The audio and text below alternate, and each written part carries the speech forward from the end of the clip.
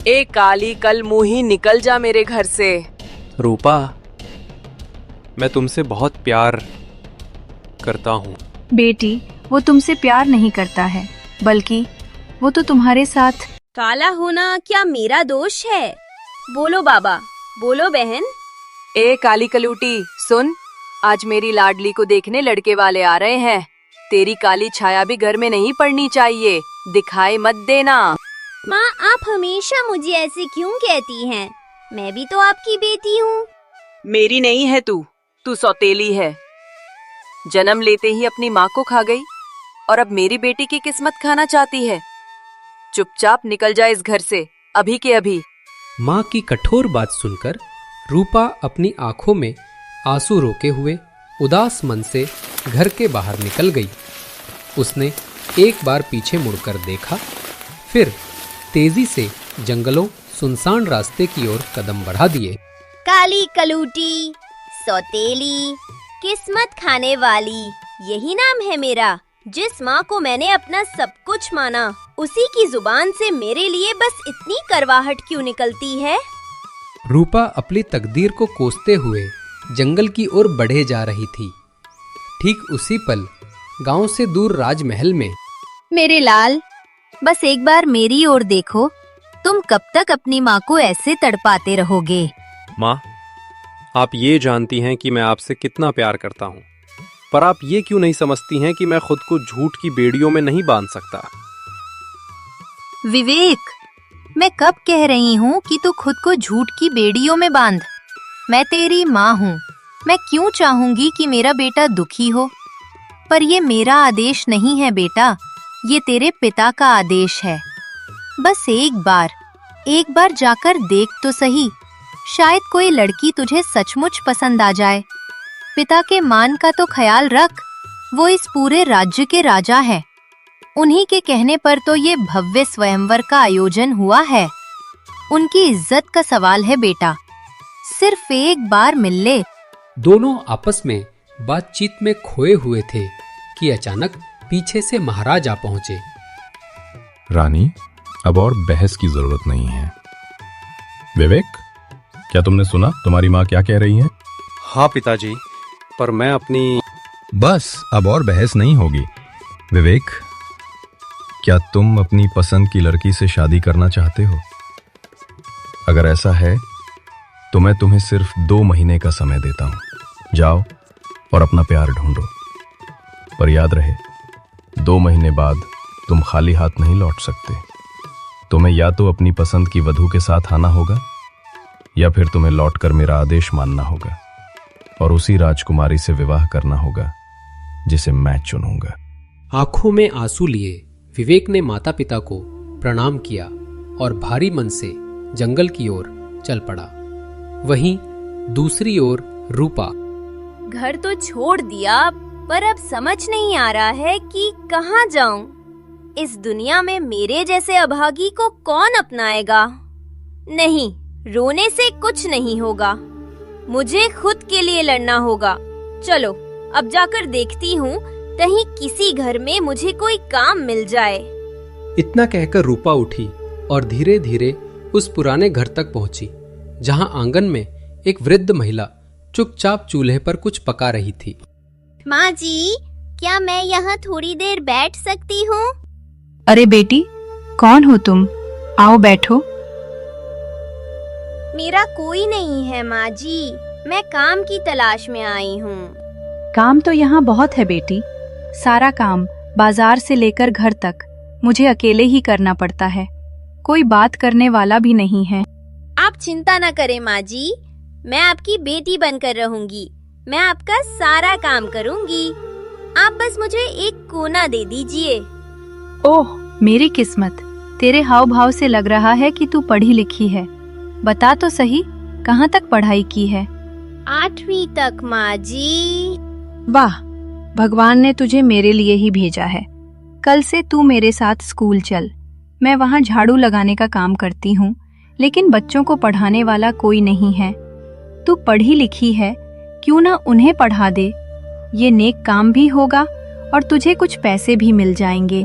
माँ जी, मैं तो बच्चों को पढ़ा दूंगी, पर डर है कहीं मेरे इस काले रंग को देखकर स्कूल वाले मना ना कर दें। अरे पगली, असली चीज तेरे भीतर का ज्ञान और सच्चाई है। तू बस हिम्मत कर, बाकी सब मैं देख लूंगी। जहां एक तरफ रूपा की परेशानियां धीरे धीरे कम हो रही थी, वहीं दूसरी तरफ युवराज अपने जीवन की नई उलझनों में फंसता जा रहा था। मैंने सोचा था सच्चा प्यार आसानी से मिल जाएगा, पर यहाँ तो साधारण भोजन भी मुश्किल से मिल रहा है। मुझे काम खोजना होगा। इसी के साथ विवेक चलते हुए एक किराने की दुकान के पास जाता है, जहां एक वृद्ध का दुकानदार बैठा है। नमस्ते भाई साहब, क्या यहाँ कोई काम मिल सकता है? मैं मेहनती हूँ, कोई भी काम कर सकता हूँ। सुबह से बिक्री नहीं हुई है, ऊपर से लोग काम मांगने चले आते हैं। अरे यहां से निकलो, काम नहीं है। काम न मिलने पर विवेक ने भारी कदमों से सिर झुका लिया और उदास होकर वहां से आगे बढ़ गया। क्या करूं?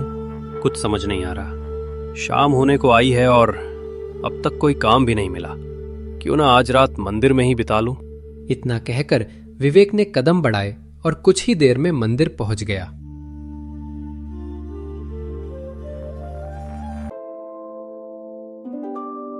अगली सुबह विवेक फिर से काम ढूंढने निकल पड़ा। वहीं दूसरी ओर रूपा अम्मा के साथ स्कूल जाने के लिए तैयार थी। अम्मा, मुझे डर लग रहा है। पता नहीं मैं बच्चों को ठीक से पढ़ा पाऊंगी या नहीं। लोग मेरे रंग को देखकर क्या कहेंगे? अरे बेटी, तू फिर अपने रंग की चिंता कर रही है। मैंने कहा ना, यहाँ कोई तुझे टोक नहीं पाएगा। अब चलो, देर हो रही है। इतना कहकर दोनों स्कूल के लिए निकल पड़े। गांव की गलियों को पार करते हुए वे स्कूल की ओर निकल गए।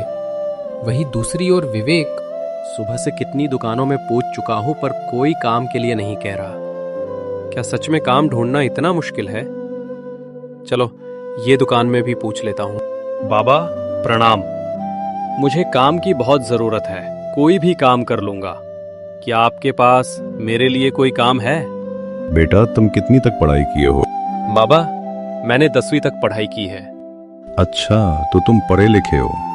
देखो बेटा, मेरे पास तो कोई काम नहीं है, लेकिन पास में एक स्कूल है, वहाँ एक शिक्षक की जरूरत है। तुम वहाँ चले जाओ, शायद तुम्हें काम मिल जाए। विवेक की आंखों में उम्मीद की चमक आ गई। दिल में नई उम्मीद लिए वह कदम बढ़ाता हुआ स्कूल जा पहुंचा, जहां बूढ़ी अम्मा बाहर आंगन में झाड़ू लगा रही थी।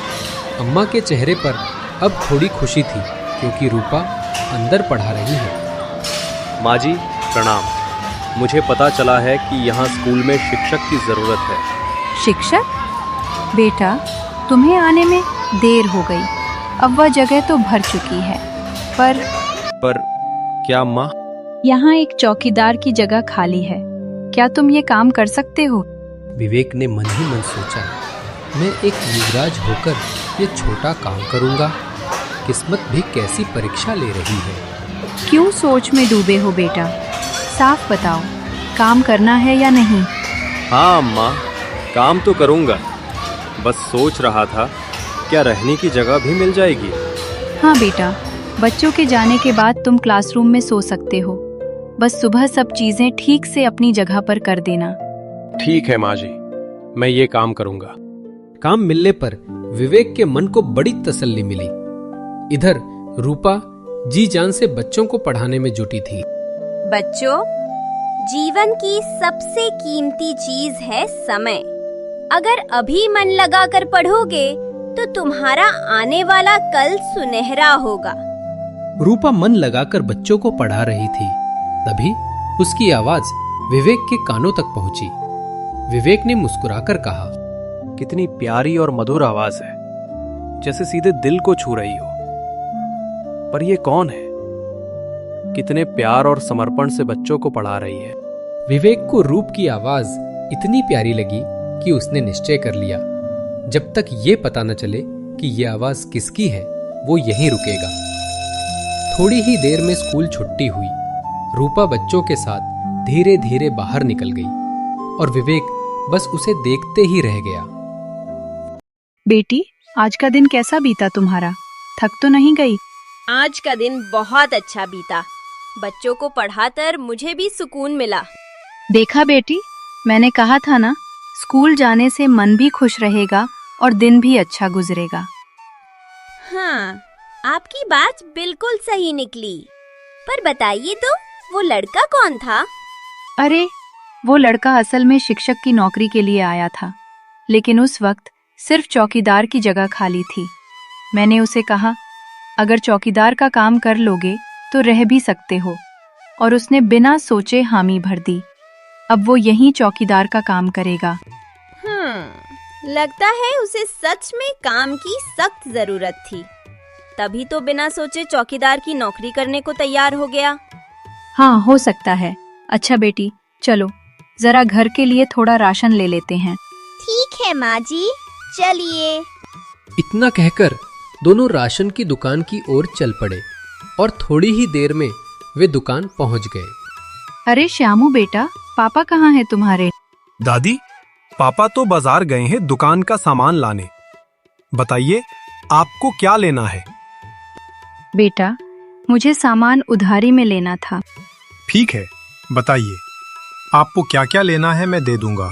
बेटा, मुझे 1 किलो चावल, आधा किलो आटा और 1 किलो प्याज दे दो। दुकानदार ने सामान नाप कर दिया और दोनों उसे लेकर घर की ओर निकल पड़े।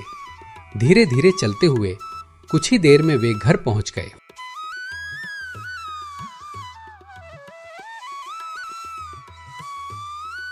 अगली सुबह विवेक, अरे, अब तो स्कूल में बच्चे भी आना शुरू हो चुके हैं। काफी बच्चे आ गए हैं, लेकिन वो लड़की अभी तक क्यों नहीं आई? इतना कहते ही दूर से उसे धीरे धीरे चलते हुए रूपा और दादी माँ सामने आती दिखी। विवेक की नजरें उन पर टिक गई। दिल में हल्की बेचैनी और उत्सुकता उमड़ आई। बेटा, बाहर क्या कर रहे हो? जब बच्चे आने लगे तो अंदर चला जाया करो। छोटे छोटे बच्चे हैं, अगर शरारत कर दी तो परेशानी हो जाएगी। ठीक है माँ जी, आगे से ध्यान रखूंगा। इतना कहकर माँ धीरे धीरे वहां से आगे बढ़ गई और वह अपने कामों में लग गई।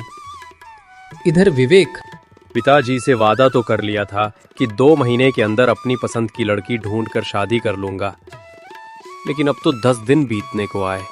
लड़की तो दूर, काम करते करते ही जान निकल जाती है। ये कैसा इम्तिहान है? विवेक मन ही मन झुनझुला रहा था विचारों में, कुछ बुदबुदा रहा था कि तभी उसके कानों में रूपा की धीमी आवाज पड़ी। बच्चों, जीवन में ऊंचाई पाने का सिर्फ एक रास्ता है, मेहनत। अगर आज पूरी लगन से कोशिश करोगे तो कल पूरी दुनिया तुम्हारी कामयाबी का उदाहरण बनेगी। रूपा की आवाज सुनते ही विवेक मन ही मन बोला, पता नहीं क्यों जब भी इस लड़की की आवाज सुनता हूं, दिल में एक अजीब सी शांति उतर आती है, जैसे कहीं भीतर से कोई कहता हो, यही है जो तेरे दिल के सबसे करीब है। क्या यही है मेरा सच्चा प्यार, जिसकी आवाज सुनकर दिल बेकाबू हो जाता है? थोड़ी ही देर में स्कूल की छुट्टी हो गई। बच्चे हंसते बोलते बाहर निकलने लगे। तभी विवेक ने पीछे से पुकारा, रूपा, जरा रुको। रूपा ठिठक गई। पलटकर देखा तो विवेक उसकी ओर बढ़ता हुआ बोला, रूपा, कल तो रविवार है, स्कूल बंद रहेगा और मैं यहाँ अकेला बोर हो जाऊंगा। समझ नहीं आ रहा क्या करूं। क्या तुम मेरे साथ कल घूमने चलोगी? नहीं, मैं तुम्हारे साथ नहीं जा सकती, माँ गुस्सा करेगी।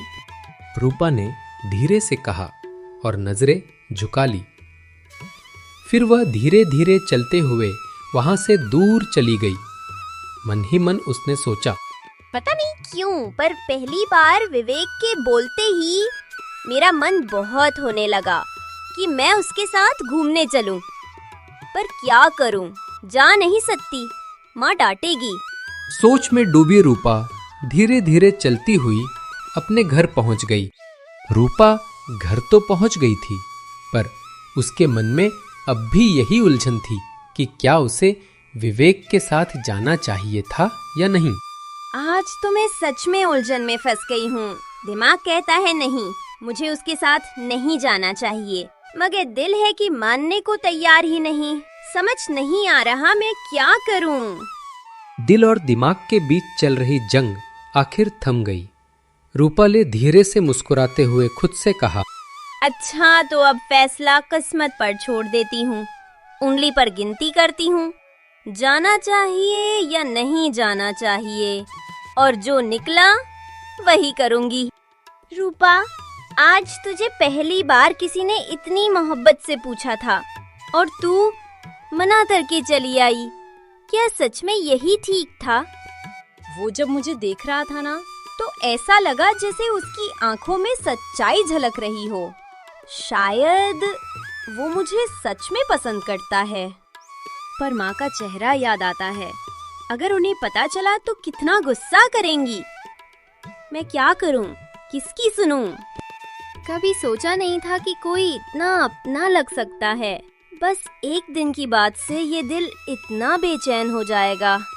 शायद यही तो प्यार होता है। अब तो लगता है जाना ही पड़ेगा। रूपा मन ही मन ये सब बुदबुदा रही थी कि तभी माँ जी वहां आ पहुंची। उन्होंने मुस्कुराते हुए कहा, रूपा बेटी, कब से देख रही हूँ, क्या सोच में डूबी हो? कुछ नहीं माँ, बस ऐसे ही बैठी थी। ठीक है बेटी, अब चलो घर के अंदर। इसे के साथ दोनों धीरे धीरे चलते हुए घर के अंदर चले गए।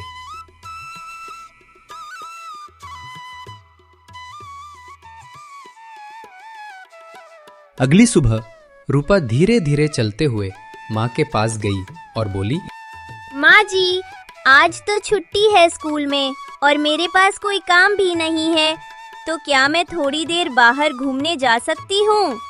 शाम तक घर आ जाऊंगी। ठीक है बेटी, जाओ, लेकिन गांव से बाहर मत जाना और अपना ख्याल रखना। ठीक है, मैं अपना ध्यान रखूंगी। इतना कहकर रूपा वहां से चली गई। धीरे धीरे कदम बढ़ाते हुए वह स्कूल पहुंची, जहां विवेक उदास चेहरे के साथ जमीन पर बैठा था। अरे विवेक, तुम यहाँ जमीन पर क्यों बैठे हो? आज कुछ खास काम नहीं था तो पर तुम यहाँ क्यों आई हो? अरे, तुमने ही तो बुलाया था और अब पूछ रहे हो मैं क्यों आई? क्या तुम सच में मेरे साथ घूमने के लिए आई हो? हाँ, तो और क्यों आऊंगी भला? तो ठीक है रूपा, चलो चलते हैं। सबसे पहले हम लोग मोम खाएंगे और उसके बाद तालाब के पास बैठकर बातें करेंगे। ठीक है, चलो। इतना कहकर दोनों धीरे धीरे वहां से चल दिए। कुछ ही देर में वे मोमो की दुकान के पास पहुंच गए। भैया, 2 प्लेट मोमो लगाना। ठीक है, आप जाकर बैठिए, मैं अभी आपका मोमो परोस देता हूँ। दोनों ने मोमो का स्वाद लिया और फिर तालाब की ओर चल पड़े। कुछ ही देर में वे तालाब के पास पहुंच गए, जहां शांत पानी और हल्की हवा का माहौल था। पता है रूपा, तुम्हारी आवाज सुनकर लगता है जैसे पूरे दिन की थकान एक पल में गायब हो गई हो। क्या विवेक, तुम भी ना अच्छा मजाक कर लेते हो। नहीं रूपा, मैं मजाक नहीं कर रहा हूँ, मैं सच बोल रहा हूँ। अच्छा विवेक, मैं क्या बोल रही थी? मुझे बहुत जोर की प्यास लग गई है। क्या तुम मेरे लिए थोड़ा पानी ला दोगे? जरूर, तुम यही रुको, मैं अभी लाता हूँ। इतना कहकर विवेक पानी लाने के लिए चला गया। उसके जाते ही अचानक एक राक्षस प्रकट हुआ और रूपा को अपने साथ लेकर चला गया। अब रूपा के साथ क्या होगा? अगर आप चाहते हैं कि मैं अगला भाग बनाऊं, तो कमेंट में जरूर बताएं और सब्सक्राइब करना मत भूलिएगा।